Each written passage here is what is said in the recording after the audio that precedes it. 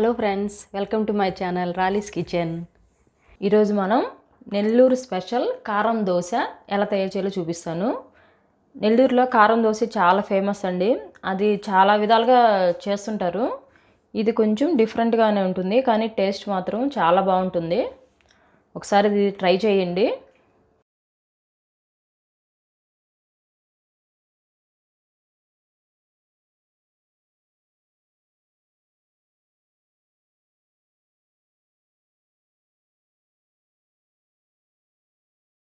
కారం దోశకి కావాల్సినవి 2 medium size onions తీసుకోవాలి.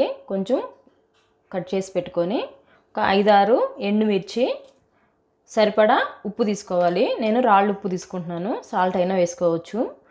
2 టేబుల్ స్పూన్స్ శనగపిండి, 1 టీ స్పూన్ పసుపు, 1 టీ స్పూన్ సాల్ట్, కొంచెం సన్నగా కట్ చేసిన చిన్న సైజు ఆనియన్, అది 2-3 పచ్చిమిర్చి, ఓన్లీ ఆవాలు ఒక్కటేను ఇవి పోపుకి, కరివేపాకు కొంచెం. ముందు మనం శనగపిండిలో 1 టీ స్పూన్ పసుపు, 1 టీ స్పూన్ సాల్ట్, 1 కప్పు వరకు వాటర్ పోసుకొని కలిపెట్టి పక్కన పెట్టాలి. ఇలాంటి విస్కర్తో కలబెట్టామంటే ఉండగట్టకుండా ఉంటుంది శనగపిండి. ఇది ఇలా పక్కన ఉంచేసుకోండి.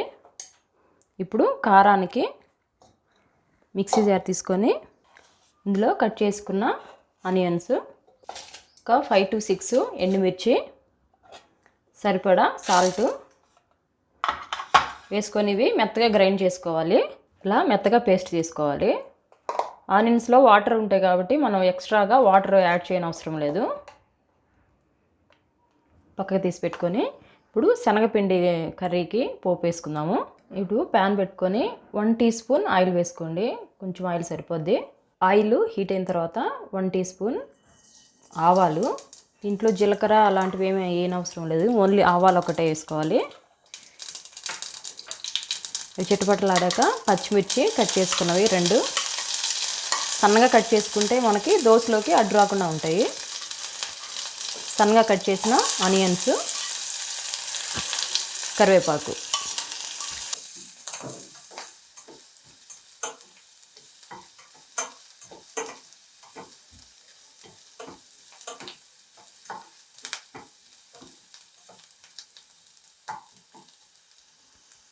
ముందుగా మనం రెడీ చేసి పెట్టుకున్నాం కదా శనగపిండిలో పసుపు ఉప్పు కలిపినవి, ఇది పోసేసుకోవాలి.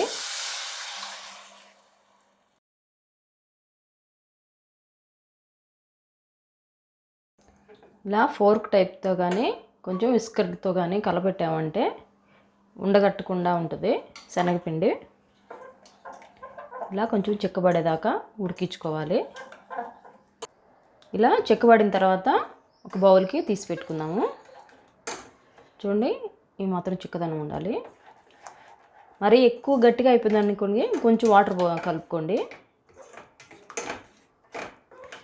ఎందుకంటే ఇది కొంచెం చల్లారైన తర్వాత ఇంకొంచెం ఎక్కువ చిక్కబడిపోద్ది. అందుకే కొంచెం లిక్విడ్గానే ఉంటేనే బాగుంటుంది, దోశకి స్ప్రెడ్ అవుతుంది బాగా ఈజీగా.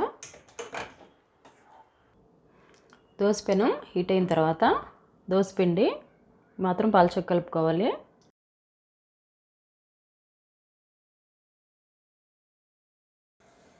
దోశ వేయించడానికి మాత్రం ఇప్పుడు కొంచెం ఆయిల్ వేసుకోవాలి, 1 స్పూను. తర్వాత అంతా కూడా నెయ్యి వేసుకోవాలి మొత్తం మనం.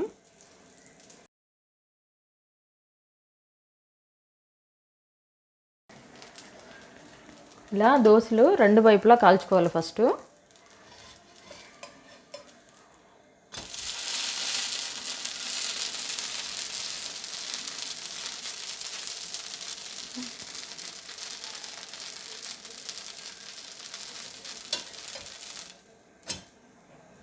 దోశ 2 వైపులు కాల్చిన తర్వాత ఇప్పుడు మనం రెడీ చేసి పెట్టుకున్న చట్నీ, కారం వేసుకోవాలి. ఫస్ట్ చట్నీ 1 స్పూను, కారం 2 కలిపి ఇలా స్ప్రెడ్ చేయాలి మొత్తం. దోశని సిమ్లో పెట్టుకొని ఇది అంతా చట్నీ అప్లై చేయండి, మాడిపోకుండా ఉంటుంది.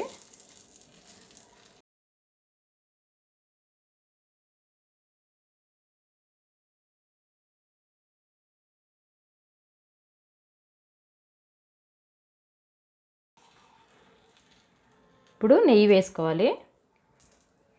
ఫస్ట్ ఆయిల్ వేసుకున్న పర్లేదు కానీ ఇప్పుడు మాత్రం నెయ్యే వేసుకోవాలి, అప్పుడే దాని టేస్ట్ బాగుంటుంది. కొంచెం నెయ్యి ఎక్కువే పట్టుద్ది, నెయ్యి అంత ఎక్కువ వేస్తే అంత టేస్ట్ ఉంటుంది. చూసారు కదా నెల్లూరు కారం దోశ ఎంత చక్కగా ఉందో, స్మెల్ కూడా అదిరిపోతుందండి, చాలా బాగుంది. ఒకసారి ట్రై చేయండి మీరు కూడా, తప్పకుండా బాగుంటుంది, చాలా టేస్టీగా ఉంటుంది. నెయ్యితో కాల్చుకుంటేనే టేస్ట్ బాగుంటుంది ఇది. దీనికి చట్నీ కానీ కారం కానీ ఏం అవసరం లేదు, మనకి లోపల చట్నీ కారం ఉంది కాబట్టి ఎక్స్ట్రాగా చట్నీ అవసరం లేదు. తప్పకుండా ట్రై చేయండి. కారం దోశ చాలా టేస్టీగా ఉంటుంది. ఎలా వచ్చిందో కమెంట్స్లో తెలియజేయండి. Thank you for watching.